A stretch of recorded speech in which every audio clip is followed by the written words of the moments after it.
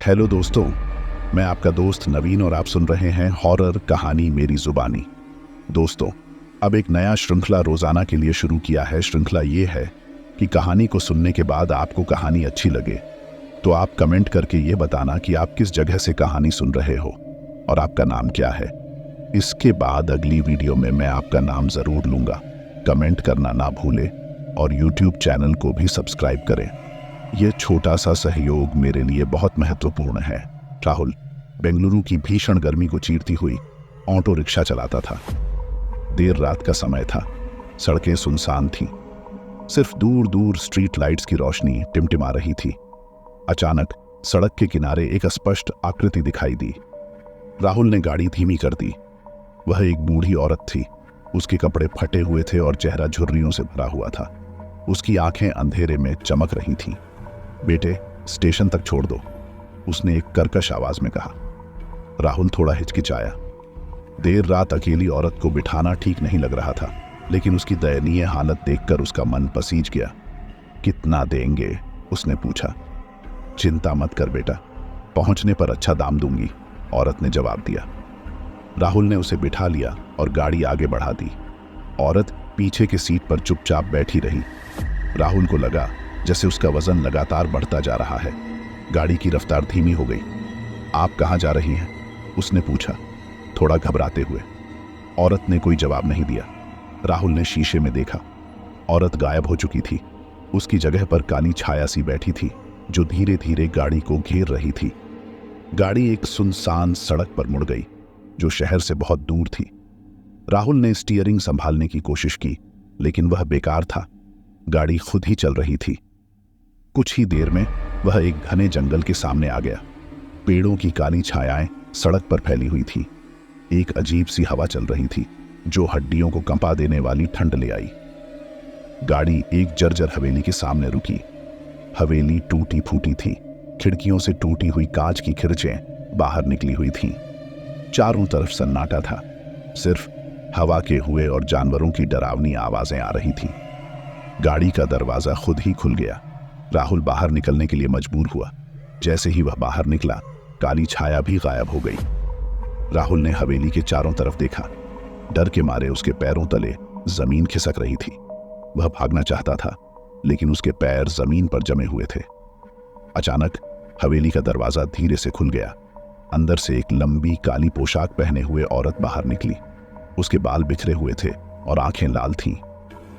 आखिरकार तुम आ गए, औरत ने एक भयानक आवाज में कहा। मैं तुम्हारा बहुत समय से इंतजार कर रही थी। यह डायन थी और राहुल अनजाने में उसके जाल में फंस गया था। राहुल घबराहट से कांप उठा। डायन की आंखों में एक भयावह चमक थी, जो उसकी रूह को कंपा देने वाली थी। उसका गला सूख चुका था, बोलने की कोशिश भी नहीं कर पा रहा था। द डायन? वह किसी तरह से अपनी आवाज निकाल पाया। डायन ने एक खौफनाक हंसी हंसी।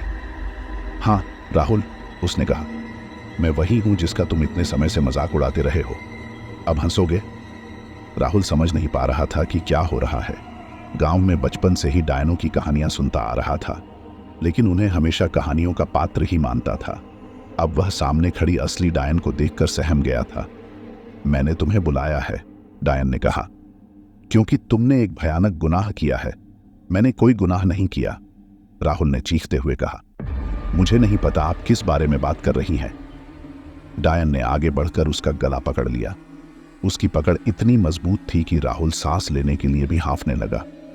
तुम जानते हो, डायन ने फुसफुसाते हुए कहा, पिछले हफ्ते तुमने एक काले कुत्ते को टक्कर मारी थी, जो इस जंगल का संरक्षक था। वह मेरा साथी था। राहुल को अचानक याद आया। हफ्ते भर पहले तेज रफ्तार में गाड़ी चलाते हुए उसने एक काले कुत्ते को टक्कर मार दी थी।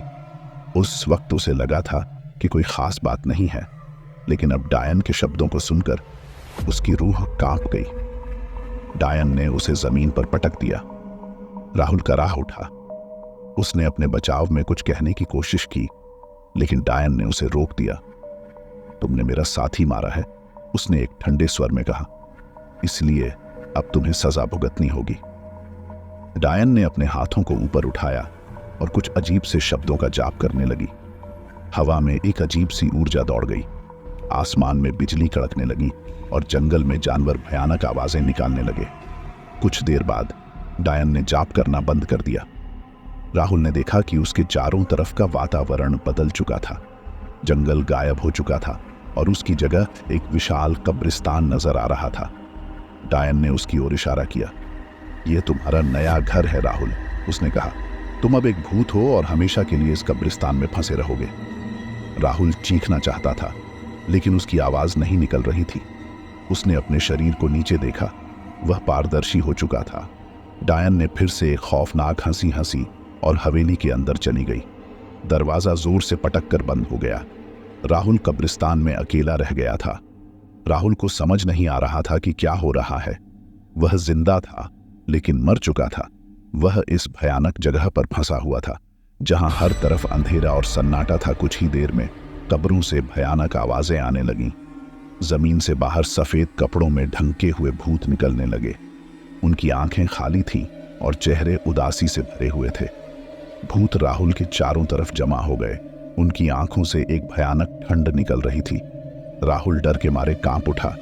वह भागना चाहता था, लेकिन उसके भूतिया शरीर का उस पर कोई नियंत्रण नहीं था। एक भूत उसके पास आया और अपना सड़ा हुआ हाथ उसकी छाती पर रख दिया। राहुल को एक भयानक ठंड का एहसास हुआ, जैसे उसकी जिंदगी की सारी गर्मी खत्म हो रही हो। तुम हम में से एक हो अब, भूत ने एक कर्कश आवाज में कहा। इस कब्रिस्तान में हमेशा के लिए फंसे रहोगे। अन्य भूत भी कराहने लगे। उनकी आवाजें मिलकर एक भयानक सिम्फनी बना रही थीं। राहुल को लगा जैसे उसका दिमाग फट जाएगा। कुछ देर बाद भूतों का जमाव खत्म हो गया। राहुल अकेला रह गया।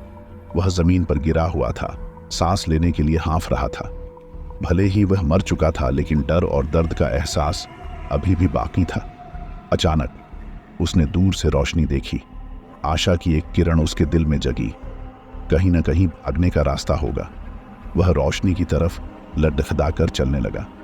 रास्ते में उसे कई कब्रें पार करनी पड़ी। कुछ कब्रों पर मिट्टी का ढेर लगा था, तो कुछ खुली हुई थीं, जिनमें सड़ी हुई लाशें पड़ी थीं। रोशनी नजदीक आती जा रही थी। राहुल को लगा कि वह किसी मंदिर के दीपक की रोशनी है। शायद मंदिर में शरण मिल जाए। लेकिन जैसे ही वह रोशनी के पास पहुंचा, उसकी सारी उम्मीदें टूट गईं। यह कोई मंदिर नहीं था, बल्कि एक टूटा हुआ मकबरा था। मकबरे के अंदर एक बूढ़ा आदमी बैठा हुआ था। आदमी ने राहुल को देखते ही मुस्कुरा दिया। उसकी मुस्कान में एक अजीब सी चालाकी थी। आखिरकार तुम आ गए, आदमी ने कहा। मैं बहुत दिनों से तुम्हारा इंतजार कर रहा था। राहुल को लगा जैसे यह आदमी भी कोई भूत है। तुम कौन हो? राहुल ने डरते हुए पूछा। मैं इस कब्रिस्तान का रखवाला हूं, आदमी ने जवाब दिया। और तुम मेरी अगली डिनर पार्टी के मेहमान हो। राहुल का खून जम गया।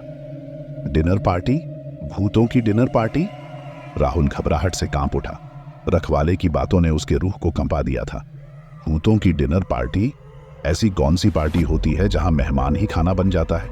नहीं, राहुल ने डरते हुए हकलाते हुए कहा। मैं आपका मेहमान नहीं बनना चाहता। मुझे यहां से निकलना है। रखवाला ठट्ठा कर हंसा।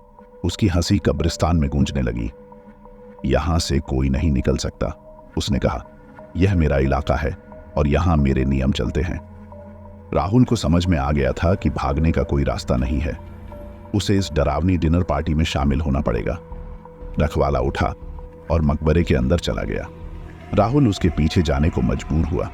मकबरे के अंदर का नजारा और भी भयानक था। दीवारों पर खोपड़ियां टंगी हुई थीं और हवा में एक सड़ी गंध फैली हुई थी। मकबरे के बीचों बीच एक लंबी मेज रखी हुई थी।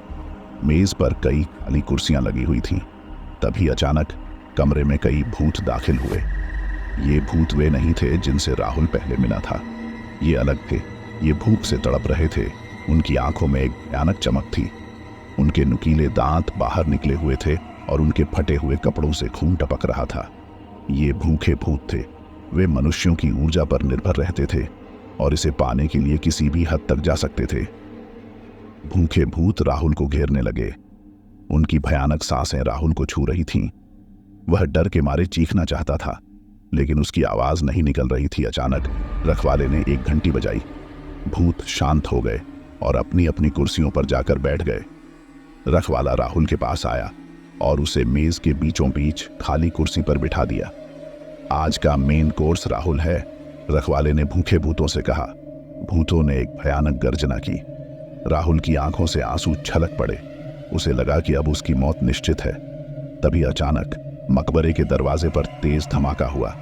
दरवाजा टूट गया और एक बूढ़ी औरत अंदर घुसी। यह वही डायन थी जिसने राहुल को श्राप दिया था। तुम उसे छूने की हिम्मत मत करो, डायन ने रखवाले को गुस्से से चिल्लाते हुए कहा। रखवाला और भूखे भूत डायन को देखकर चौंक गए। कमरे में एक अजीब सी तनाव फैल गई। यह मेरा शिकार है, डायन ने कहा। मैंने उसे सजा दी है और अब सिर्फ मैं ही उसे खत्म कर सकती हूं। रखवाले ने डायन की बात को चुनौती दी। उनके बीच बहस छिड़ गई। राहुल इस बहस को समझ नहीं पा रहा था। उसे तो यही लग रहा था कि डायन और रखवाला दोनों ही उसे मारना चाहते हैं। अचानक रखवाला ने डायन पर हमला कर दिया। डायन ने भी जवाबी कार्रवाई की। मकबरे के अंदर एक भयंकर लड़ाई शुरू हो गई। राहुल भयभीत होकर मकबरे के एक कोने में सिकुड़ गया। डायन और रखवाला के बीच चल रही लड़ाई बेहद खतरनाक थी। दोनों ही अलौकिक शक्तियों का इस्तेमाल कर रहे थे। डायन कमरे के चारों तरफ हवा में चक्कर लगा रही थी। उसके हाथों से चमकती हुई नीली किरणें निकल रही थीं। वहीं रखवाला जमीन पर खड़ा था। उसके हाथों में हड्डियों से बना हुआ एक भयानक हथियार था। हवा में बिजली कड़कने लगी थी और मकबरा अजीब धमाकों से गूंज उठा था। भूखे भूत कोने में इकट्ठा होकर इस भयानक लड़ाई को देख रहे थे। कुछ ही देर में डायन ने रखवाले को नीली किरणों से घेर लिया। रखवाला हथियार गिराकर जमीन पर गिर गया। डायन विजयी मुस्कान के साथ रखवाले के ऊपर खड़ी हो गई।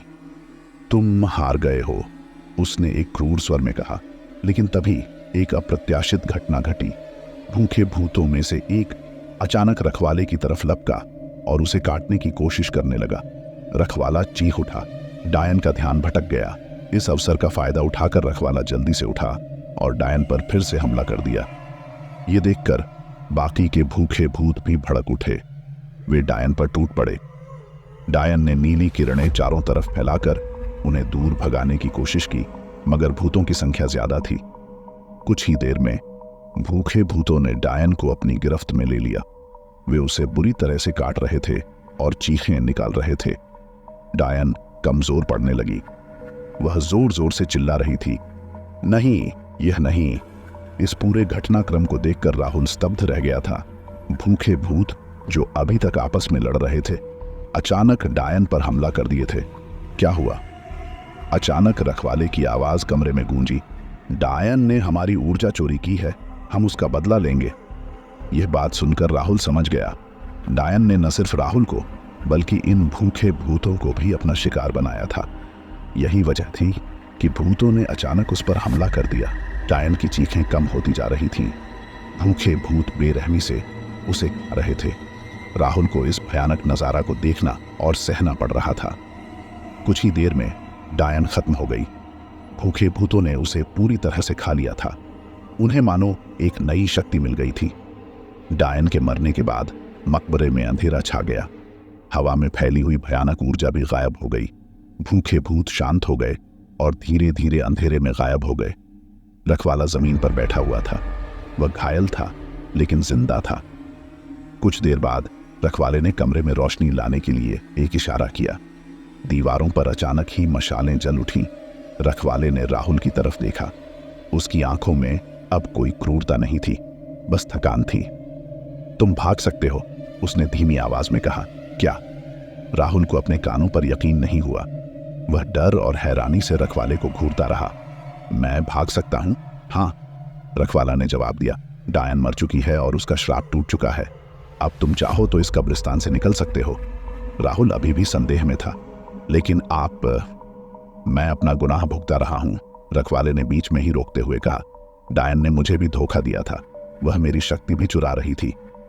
राहुल को रखवाले की बातों पर कुछ भी यकीन नहीं हो रहा था, लेकिन फिर भी यह भागने का एक मौका था। मैं कैसे निकलूं? उसने पूछा। रखवाले ने कमरे के कोने की ओर इशारा किया। वहां एक पुराना नक्शा दीवार पर टंगा हुआ था। यह नक्शा तुम्हें इस कब्रिस्तान से बाहर निकालने का रास्ता दिखाएगा, उसने बताया। लेकिन यह इतना आसान नहीं होगा। रास्ते में कई खतरे होंगे। राहुल नक्शा के पास गया। यह एक जटिल नक्शा था जिस पर कई अजीब निशान बने हुए थे, लेकिन फिर भी यह उसकी जीने की आशा थी। मैं कोशिश करूंगा, राहुल ने दृढ़ता के साथ कहा। रखवाले ने धीरे से सिर हिलाया। इससे पहले कि तुम जाओ, एक बात याद रखना, उसने कहा। डायन मर चुकी है, लेकिन बुराई हमेशा बची रहती है। तुम इस अनुभव को कभी मत भूलना। राहुल ने सिर हिलाते हुए जवाब दिया। वह जानता था कि रखवाले सही कह रहा है। यह रात उसे हमेशा याद रहेगी, वह रात जिसने उसकी जिंदगी हमेशा के लिए बदल दी थी। राहुल ने आखिरी बार रखवाले की तरफ देखा और फिर नक्शा लेकर मकबरे से बाहर निकल गया। रात का अंधेरा उसे घेर रहा था, लेकिन अब उसके दिल में डर के साथ साथ एक उम्मीद की किरण भी जल रही थी। नक्शा देखते हुए राहुल कब्रिस्तान के अंधेरे रास्तों पर चलने लगा। रास्ते में उसे कई खतरे झेलने पड़े। भटकती आत्माएं उसका रास्ता रोने की कोशिश करती, कब्रों से खौफनाक आवाजें आती और अंधेरे में कुछ छिपी हुई आकृतियां उसका पीछा करती। लेकिन राहुल हार नहीं माना। डायन के श्राप से मुक्ति पाने की जिद उसमें इतनी तगड़ी थी कि वह हर खतरे का सामना करता रहा। कई घंटे चलने के बाद राहुल को नक्शे पर बना हुआ एक विशाल पेड़ दिखाई दिया। पेड़ के पास जाने पर उसने देखा कि उसके नीचे से एक मंदिर का शिखर नजर आ रहा है। नक्शे के मुताबिक यह मंदिर ही कब्रिस्तान से बाहर निकलने का रास्ता था। राहुल पेड़ के पास पहुंचा और मंदिर की सीढ़ियां चढ़ने लगा। जब वह मंदिर के दरवाजे पर पहुंचा तो सूर्योदय हो रहा था। सुबह की पहली किरणें उसके चेहरे पर पड़ी, जिससे उसे एक नई जिंदगी मिलने जैसा एहसास हुआ। राहुल ने धीरे से मंदिर का दरवाजा खोला। अंदर से शांति की मधुर धुन गूंज रही थी। वह मंदिर के अंदर गया और भगवान के सामने सिर झुकाकर अपनी जान बचने के लिए धन्यवाद दिया। उसने पूजा की और पुजारी को अपनी भयानक रात के बारे में बताया। पुजारी ने उसे आशीर्वाद दिया और बताया कि डायन के श्राप से मुक्त होने के बाद भी उसकी जिंदगी आसान नहीं होगी। उसे हमेशा बुराई का सामना करने के लिए तैयार रहना होगा। राहुल ने पुजारी के शब्दों को गंभीरता से लिया। उसने मन ही मन वादा किया कि वह अपनी इस भयानक अनुभव को कभी नहीं भूलेगा। कुछ दिन मंदिर में रहने के बाद राहुल वापस शहर लौट आया। वह अब पहले जैसा राहुल नहीं था। उसने अपना ऑटो रिक्शा बेच दिया और एक नई जिंदगी शुरू की। वह लोगों को जागरूक करने लगा, उन्हें डायनों और बुरी शक्तियों के बारे में बताता। वह अक्सर उस मंदिर में जाता रहा। मंदिर के पुजारी ने उसे कुछ जादुई टोटके सिखाए, जिससे वह खुद को बुरी शक्तियों से बचा सके। राहुल जानता था कि बुराई हमेशा मौजूद रहेगी, लेकिन अब वह डरने वाला नहीं था। वह हर रात को सोने से पहले उस भयानक रात को याद करता था। कब्रिस्तान का अंधेरा, भूखे भूत और डायन की चीखें। यह यादें उसे डराती नहीं थीं, बल्कि उसे मजबूत बनाती थीं। वह जानता था कि जिंदगी अनमोल है और उसे हर पल संभाल कर जीना है। शायद राहुल कभी भी पूरी तरह से सामान्य जिंदगी नहीं जी पाएगा, लेकिन उसने बुराई का सामना किया था और उससे जीता था। यही उसकी कहानी थी, एक डरावनी रात की कहानी जो उसकी जिंदगी हमेशा के लिए बदल कर गई। दोस्तों, यह थी आज की कहानी। इसके बाद दोस्तों, हम वापस श्रृंखला शुरू करेंगे जो मैंने कल आपसे कहा था। साथ ही जिन लोगों ने कल की कहानी सुनने के बाद कमेंट करते हुए अपना नाम और जगह बताया था, अब उन लोगों का नाम लेता हूं। पहला नाम है यूएई शारजाह से सुल्तान। अगला नाम है कर्नाटक बेंगलुरु से मुजम्मिल मेहरान। अगला नाम है मुंबई से समीर। अगला नाम है छत्तीसगढ़ बिलासपुर से अंशिका सैनी। अगला नाम है पुरुलिया से आनंद। अगला नाम है जटोली सोलन से सोनू सिंह। अगला नाम है नागपुर से विष्णु। अगला नाम है सरसावा से मोहित। अगला नाम है जम्मू कश्मीर से केशव शर्मा। अगला नाम है बीकानेर राजस्थान से मनोज कुमार चौधरी और कविता चौधरी। अगला नाम है कोलकाता से राहुल। अगला नाम है मध्य प्रदेश से दीपंती सिकदर। धन्यवाद दोस्तों, मिलते हैं अगली वीडियो में।